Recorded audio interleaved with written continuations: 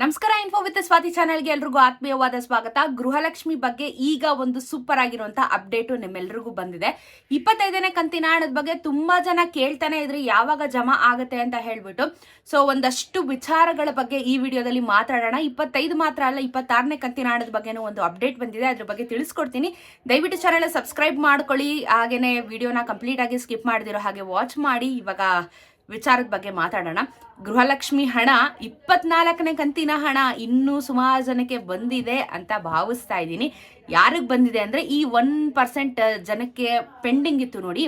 24ನೇ ಕಂತಿನ ಹಣ ಎಲ್ಲರ ಖಾತೆಗೂ ಜಮಾ ಆಗಿದೆ ಅಂತ ಭಾವಿಸ್ತಾ ಇದ್ದೀನಿ. ಬಿಕಾಸ್ ಗೌರ್ಮೆಂಟ್ ಇವಾಗ 24ನೇ ಕಂತಿನ ಹಣದ ಬಗ್ಗೆ ಎಲ್ಲೂ ಮಾತಾಡ್ತಾ ಇಲ್ಲ. ಆ್ಯಂಡ್ ಅವರು ಪ್ರತಿ ಸತಿನೂ ಹೇಳ್ತಾ ಇರೋದು ಕ್ಲಿಯರೆನ್ಸ್ ಮಾಡಿದೀವಿ, ನಾವು ಯಾರಿಗೂ ಪೆಂಡಿಂಗ್ ಇಟ್ಕೊಂಡಿಲ್ಲ ಅಂತ ಹೇಳ್ಬಿಟ್ಟು. ಸೊ ಇವಾಗ 24ನೇ ಕಂತಿನ ಹಣದ ಬಗ್ಗೆ ಮಾತಾಡೋದನ್ನ ಬಿಟ್ಟು 25ನೇ ಕಂತಿನ ಹಣದ ಬಗ್ಗೆ ಬಂದಿರುವಂಥ ಅಪ್ಡೇಟ್ ಬಗ್ಗೆ ಮಾತಾಡ್ತಾ ಹೋಗೋಣ. ಏನು ಅಂತ ಅಂದರೆ, ನಾವೆಲ್ಲರೂ ಎಕ್ಸ್ಪೆಕ್ಟ್ ಮಾಡ್ತಾ ಇದ್ದೀವಿ ಅಟ್ಲೀಸ್ಟ್ ನಮಗೆ ಈ ತಿಂಗಳಲ್ಲಿ ಏನಾದರೂ 25ನೇ ಕಂತಿನ ಹಣ ಜಮಾ ಆಗುತ್ತಾ, ಬರುತ್ತಾ ಅಂತ ಹೇಳ್ಬಿಟ್ಟು.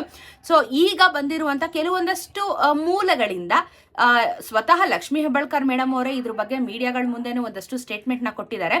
ಏನು ಅಂತ ಅಂದರೆ, ನಾವು ಈಗ CM ಹತ್ರ ಮಾತಾಡಿದ್ದೀವಿ, 25ನೇ ಕಂತಿನ ಹಣ ಮತ್ತು 26ನೇ ಕಂತಿನ ಹಣ ಒಟ್ಟಿಗೆ ನಿಮ್ಮ ಖಾತೆಗಳಿಗೆ ಜಮಾ ಮಾಡಬೇಕು ಅಂತ ಹೇಳಿ ನಾವು ಡಿಸಿಷನ್ನ ಮಾಡಿದ್ದೀವಿ. ಹಾಗಾಗಿ 2 ಕಂತಿನ ಹಣ ನಿಮ್ಮ ಖಾತೆಗಳಿಗೆ ಜಮಾ ಆಗುತ್ತೆ ಅಂತ ಹೇಳಿಬಿಟ್ಟು ಒಂದು ಶುಭ ಸುದ್ದಿನ ಕೊಟ್ಟಿದ್ದಾರೆ. ಈಗ ಕಳೆದ 2 ತಿಂಗಳು ಅಂದರೆ ಫೆಬ್ರವರಿ ಮಾರ್ಚ್ ಏನಾಯಿತು ಅಂತ ಕೇಳಿದ್ರೆ ಅದ್ರ ಬಗ್ಗೆ ಮಾತ್ರ ಉತ್ತರ ಕೊಡ್ತಾ ಇಲ್ಲ. ನಾವು ಕೊಡ್ತೀವಿ, ನಾವು ಫೈನಾನ್ಸ್ ಡಿಪಾರ್ಟ್ಮೆಂಟಿಗೆ ಕಳಿಸಿದ್ದೀವಿ ಅಂತ ಹೇಳ್ತಾರೆ ಹೊರತು ಯಾವತ್ತೂ ಹಣನ ನಮಗೆ ಅಕೌಂಟ್ಗಳಿಗೆ ಹಾಕ್ತಾರೆ ಅಂತ ಕೇಳೋ ಮಾಹಿತಿಗೆ ಅವರು ಉತ್ತರ ಕೊಡ್ತಾ ಇಲ್ಲ. ಅದರ ಬದಲಾಗಿ ಈಗ ಏನ್ ಮಾಡ್ತಾರೆ, ಅದನ್ನ ಮುಚ್ಚಾಕಕ್ಕೆ ಇದನ್ನ ಏನ್ ಮಾಡ್ತಾ ಇದ್ದಾರೆ, 2 ಕಂತಿನ ಹಣ 25, 26ನೇ ಕಂತಿನ ಹಣನ ಜಮಾ ಮಾಡ್ಬಿಡ್ತೀವಿ ನಿಮ್ಗೆ ಅಂತ ಹೇಳ್ತಾ ಇದ್ದಾರೆ. ಸೊ ಬಹುಶೇಕಡ 2 ಒಟ್ಟಿಗೆ ನಿಜವಾಗ್ಲೂ ಇವ್ರು ಹೇಳಿರೋ ಹಾಗೆ ಕೊಟ್ಟು ಬಿಟ್ರೆ ಆಲ್ಮೋಸ್ಟ್ ಇವರು ಇವಾಗ ಡಿಸೆಂಬರ್, ಜಾನ್ವರಿ ಇದು ಪೆಂಡಿಂಗ್ ಇಟ್ಕೋತಾರೆ. ಇನ್ನೇನು ಫೆಬ್ರವರಿ, ಇನ್ನೇನು ಹತ್ತತ್ರ ಬರ್ತಾ ಇದೀವಿ ಫೆಬ್ರವರಿಗೆ. ಆಲ್ಮೋಸ್ಟ್ ನೋಡಿ, ನೋಡ್ತಾ ಜನವರಿನೂ ಕಳೆದೋಗ್ತಾ ಇದೆ. 20ನೇ ತಾರೀಕು ಮೇಲೆ ಹಾಗೇ ಹೋಯ್ತು ನಮ್ಗಳಿಗೆ. ಸೊ ಪೆಂಡಿಂಗ್ ಅಮೌಂಟ್ಗಳು ಇವರು ಕಮ್ಮಿ ಮಾಡ್ಕೋತಾ ಬರ್ತಾರೆ. ಸೊ ಈ ಬಾಕಿ ಉಳಿದಿರೋ ಹಣಕ್ಕೆ ಏನು ಮಾಡಬಹುದು ಅಂದರೆ, ಅದಕ್ಕೆ ಆಲ್ಟರ್ನೇಟ್ ಆಗಿ ಕೊಡ್ಬೋದು, ಕೊಡ್ದೇನು ಇರ್ಬೋದು, ಇಲ್ಲ ಬೇರೆ ಥರ ಏಮಾರಿಸ್ಬೋದು. ಬಿಕಾಸ್ ಇವಾಗ ಏನಾಗುತ್ತೆ ನೋಡಿ, ನೀವು ಅಕ್ಕಿ ಹಣನೇ ಕೇಳ್ದಿರೆ ಅವರು ಏಮಾರಿಸಿದ್ರು, ಇದು ಅವ್ರಿಗೆ ಸಿಕ್ಕಿದ ಚಾನ್ಸು. ಅಯ್ಯೋ ಬಿಡು ಹೋಗ್ಲಿ, ಜನಗಳೇ ಏನು ಅದ್ರ ಬಗ್ಗೆ ಧ್ವನಿ ಎತ್ತಿಲ್ಲ, ಯಾರು ಅದ್ರ ಬಗ್ಗೆ ಪ್ರಶ್ನೆ ಮಾಡಿಲ್ಲ ಅಂತಂದರೆ ಅವರು ನೆಗ್ಲೆಕ್ಟ್ ಮಾಡ್ತಾರೆ. ಅವಾಗ ಜನನು ನೆಗ್ಲೆಕ್ಟ್ ಮಾಡಿದ್ರೆ ಗೌರ್ಮೆಂಟ್ ಅಫ್ಕೋರ್ಸ್ ನೆಗ್ಲೆಕ್ಟ್ ಮಾಡುತ್ತೆ. ಯಾಕಂದರೆ ಫಂಡ್ ರಿಲೀಸ್ ಮಾಡೋರು ಅವರು, ಲಾಸ್ ಆಗೋದು ಅವ್ರಿಗೆ.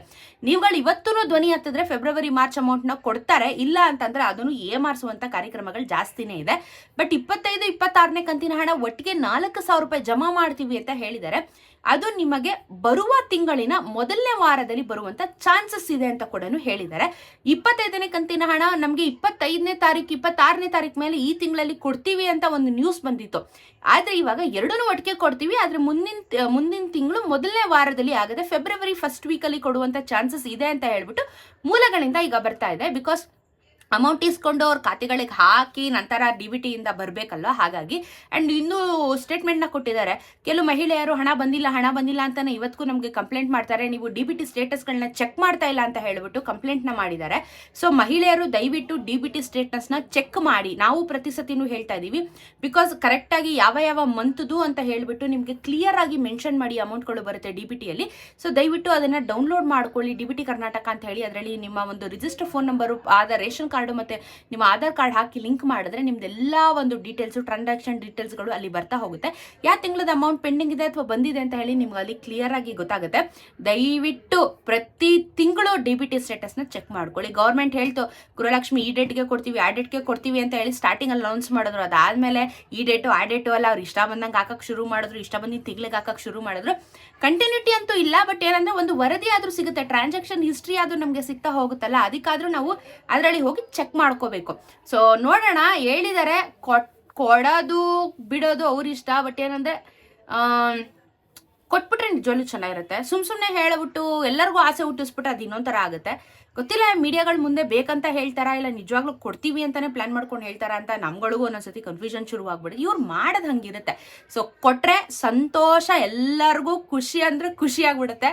ಕೊಟ್ಟಿಲ್ಲ ಅಂದರೆ ಅಟ್ಲೀಸ್ಟ್ 1 ಕಂತಿನ ಹಣ ಆದರೂ ಕೊಟ್ಟರು ಸ್ವಲ್ಪ ರಿಲೀಫ್ ಆಗ್ತಾರೆ. ನಿಮ್ಗಳಿಗೆ ಸರ್ಕಾರಕ್ಕೆ ಶಾಪ ಹಾಕೋದು ತಪ್ಪಿಸ್ಕೋಬೋದು, ಇಷ್ಟೇ ಹೇಳೋಕ್ಕಾಗೋದು ನಾನು. ಬಿಕಾಸ್ ಅದೇ ಫ್ಯಾಕ್ಟ್. ಮಹಿಳೆಯರು ಬೈಕತ್ತಾರೆ, ನೀವು ಬೈಸ್ಕೊತಾನೆ ಇರ್ರಿ, ನಿಮಗೆ ಮುಂದೆ ನೆಕ್ಸ್ಟ್ ಎಲೆಕ್ಷನಲ್ಲಿ ನಮ್ಮ ಪಬ್ಲಿಕ್ಸ್ಗಳು ಏನು ಮಾಡಬೇಕು ಅದನ್ನು ಖಂಡಿತ ಮಾಡ್ತಾರೆ, ಅಷ್ಟೇ ಹೇಳೋದು.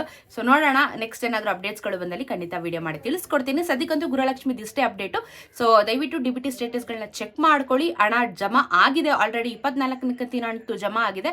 ಇನ್ನು 25ಗೆ ವೇಟ್ ಮಾಡ್ತಾ ಇರೋರಿಗೆ ಫೆಬ್ರವರಿ ಫಸ್ಟ್ ವೀಕಲ್ಲಿ ಜಮಾ ಆಗುತ್ತೆ. ಸೊ ಸಿಗೋಣ ಇನ್ನೊಂದಷ್ಟು ವಿಡಿಯೋ ಅಲ್ಲಿ. ನಮಸ್ಕಾರ.